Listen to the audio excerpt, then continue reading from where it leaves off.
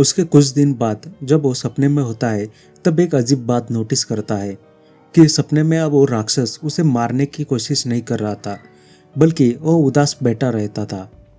इसके बाद सैंगून उसके पास जाता है।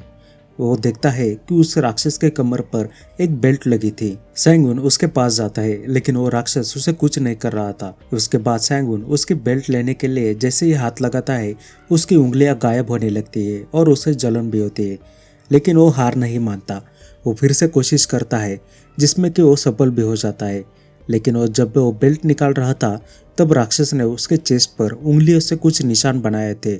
उस वक्त सैंगून ने उस पर ध्यान नहीं दिया था, लेकिन जब वो सपने से बाहर आता है तब एक तलवार आकर उसको उसी जगह पर लग जाती है और उसे वहां पर चोट आ जाती है। इस कारण अगले दिन वो खजाना लूटने का प्लान नहीं बनाता और अकेला ही सो जाता है। और फिर उसे एक सपना आता है जिसमें कि वो एक बहुत ऊंची बिल्डिंग में लिफ्ट से ऊपर जा रहा था, जहां पर एक इंसान उसका वेट कर रहा था। और जैसे उसके पास जाकर देखता है तो वो इंसान और कोई नहीं बल्कि सैंगून ही होता है। जिसके बाद वो डर जाता है और सपने से बाहर आ जाता है। लेकिन वो देखता है कि उसके कंधे और चेहरे पर घाव थे जो कि राक्षस ने उसे पहले दिए थे। उसे समझ नहीं आ रहा था कि ये सब क्या हो रहा है।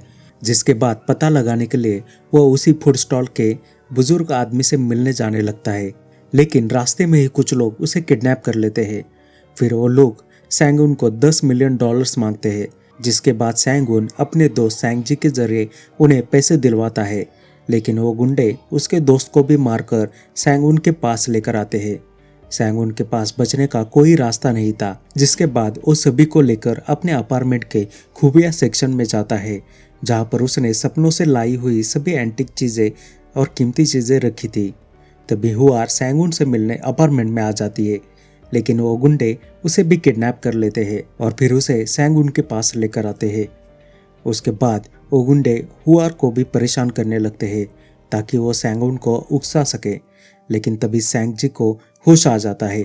तभी हुआर उस गुंडे को लात मारती है और सैंगून भी दूसरे गुंडे के हाथ को काटता है और जैसे तैसे वो तीनों वहां से भागने लगते हैं।